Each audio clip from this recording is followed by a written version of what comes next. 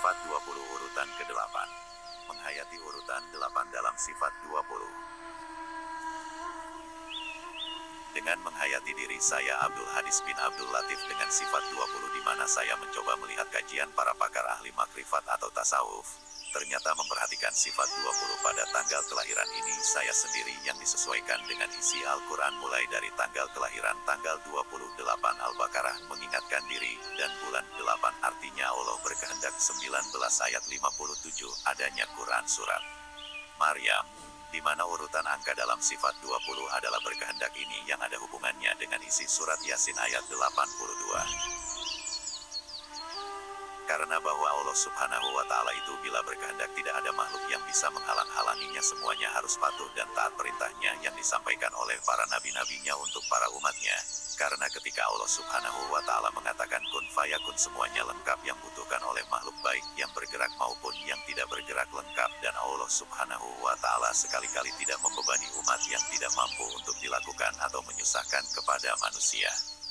Ini sebenarnya saya seperti ini yang gemar mengkaji ayat-ayat yang mengandung rahasia dalam diri, terutama diri sendiri yang ternyata saya mendapatkan sesuatu pada tanggal kelahiran sebagaimana dikabarkan di atas.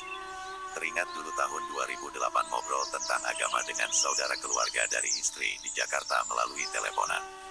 Saya bertanya bagaimana kalau kita belajar agama tanpa guru, wahkah tidak boleh itu nanti gurunya adalah setan?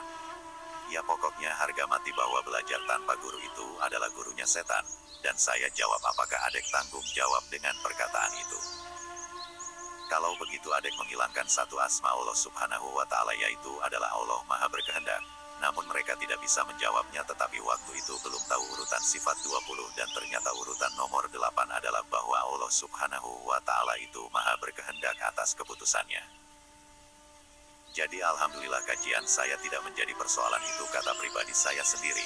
Apalagi saya merasa menemukan guru yang maha guru sebagaimana pada Quran surat Al-Imran ayat 31. Dan inilah kekuatan keyakinan bahwa mengkaji tafsir atau takwilnya Al-Quran tanpa guru tidak masalah. Ketika pertama kali saya belajar makrifat, pertama saya melihat di YouTube sumbernya para ulama, buya, kiai, dan ustadz. Cara mereka itu ada 4 tahapan yaitu syariat, tarekat, hakikat, dan makrifat. Tetapi kalau saya, itu justru ada 5 pertama syariat, sedangkan syariat itu adalah isi penjelasan daripada Al-Quran yang penjelasannya atau menceritakan tentang sifat manusia yang baik dan sifat yang buruk. Baru ke syarat guna memisahkan sifat-sifat dalam diri yang tidak baik yang perlu dijauhkan atau ditinggalkan untuk melangkah kepada tarekat.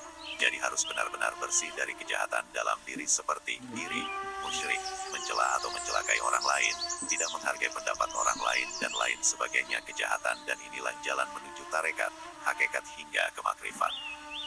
Jadi ketika kita sudah mampu untuk menjalani kebaikan melalui perilaku, sopan santun merendahkan diri dengan sendirinya telah melangkah ke tujuan yang lebih berat yaitu hakikat, maka dengan tidak terasa sedikit demi sedikit terbukanya makrifat. Diman makrifat itu sendiri akan dapat melihat melalui mata batinnya. Biasanya ada yang selalu memberi petunjuk yang ditujukan pada benda apa saja. Nantinya ada sesuatu yang berkata-kata lalu nantinya dicocokkan dengan firman Allah subhanahu wa ta'ala. Benar apa tidak? Kalau memang benar tidak salah, maka itulah yang dikatakan maha benar segala firmannya, itulah makrifat.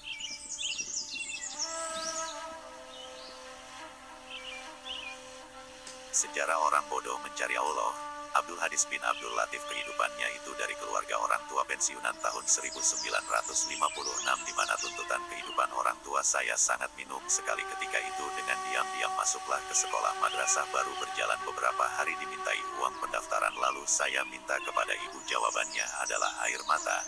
Dan begitu juga ikut ngaji di tetangga juga dimintai uang buat beli minyak tanah, jawabannya sama. Ya maklum ketika itu saya masih kecil. Ketika selesai sekolah SLTA tiba-tiba saya ambil kertas yang ada tulisan, lalu saya terawang kertas itu ke arah kiblat. Di waktu asar itu saya lihat di balik tepatnya matahari turun, dan saya mengatakan apakah di balik kertas ini ada tulisan Arabnya? Ternyata tidak ada. Ketika saya sudah berkeluarga dan punya anak 2 wanita, diperkirakan hampir sama kejadiannya dengan saya sebagai orang tuanya. Tiba-tiba ke anak lari pulang, lalu anak mengatakan, ayah ustadznya pindah ke kampung. Jawab saya, ya nanti saja di tempat lain. Tiba-tiba ada suara entah dari mana asalnya dengan mengatakan itu adalah tugasmu, dengan suara seperti itu. Entah dengan tidak disangka saya belajar sendiri langsung bisa membaca tulisan Al-Quran dan alhamdulillah semua anak-anaknya yang ada di komplek dapat membaca Quran semua dengan waktu singkat hanya 5 hari. Jadi menuntut ilmu ternyata ada dua jalan, dengan jalan petunjuk Allah Subhanahu wa Ta'ala dan yang lain itu dengan biaya bagi yang mampu dan alhamdulillah saya Abdul Hadis bin Abdul Latif atas kehendak Allah Subhanahu wa Ta'ala alhamdulillah. Sebagaimana Quran Surat Al-Imran 74 artinya, dia Allah menentukan rahmatnya kepada siapa yang dia kehendaki dan Allah memiliki kurnia yang besar. Dan diperkuat dengan melalui Quran Surat Al-Buruj 16 artinya, Maha Kuasa berbuat apa yang dia kehendaki.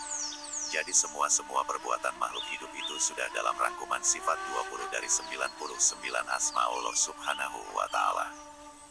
Tinggal manusianya saja yang dapat memilah dan memilih cara menjalani kehidupan di mana bahwa syariat Al-Quran itu isinya ada dua jalan yaitu jalan ilahiyah dan jalan nafsu dunia atau singkatnya bahwa kita masing-masing cara menuju ke surga sesuai kehendak Allah Subhanahu wa Ta'ala. Makanya bila kita ingin menjalani makrifat hendaknya harus menjalani syarat guna memisahkan antara yang diinginkan Allah atau yang dimurkai Allah, maka kita pasti mendapat petunjuk dari Allah Subhanahu wa Ta'ala. Sebenarnya banyak yang hafal tuntunan sifat 20 dari anak-anak hingga orang dewasa hafal namun kelihatannya tidak atau jarang yang menerapkan dalam kehidupan beragama terutama agama Islam ini sungguh sangat disayangkan.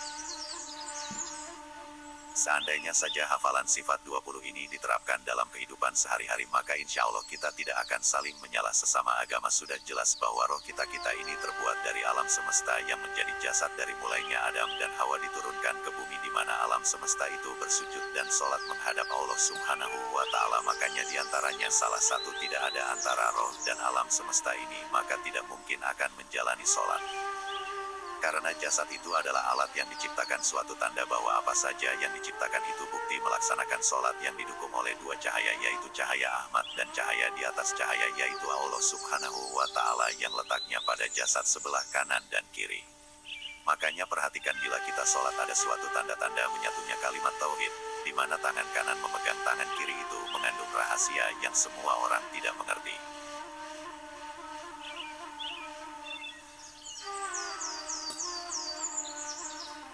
Itulah ketika bila kita berjanji kepada Allah Subhanahu wa Ta'ala maka tangan Allah di atas tangan-tangan mereka sebagaimana Quran Surat Al-Fat 10 dan perlu kota sadari yang dikatakan sumpah kepada Allah itu ketika saat sholat ketika setelah mengucapkan Allahu Akbar lalu tangan kanan memegang tangan kiri ini sebenarnya Allah Subhanahu wa Ta'ala memegang umat Nabi Muhammad Sallallahu Alaihi Wasallam yang telah mengucapkan janjinya ketika tahiyat awal dan tahiyat akhir itulah jasad atau alam semesta yang diutus Allah menjadi jasad supaya menjalani apa-apa yang diperintah Allah Subhanahu wa Ta'ala dan seterusnya. Kajilah sendiri semoga Anda menjadi seorang makrifat dan perlu untuk diingat yang namanya syariat itu hendaknya dipisahkan sebagai syarat mutlak tinggalkan yang akan gagalnya menjalani makrifat dan ini berlaku untuk umat Nabi Muhammad Sallallahu Alaihi Wasallam sesuai Quran Surat Al-Imran 31 intinya bukan Islam aliran titik.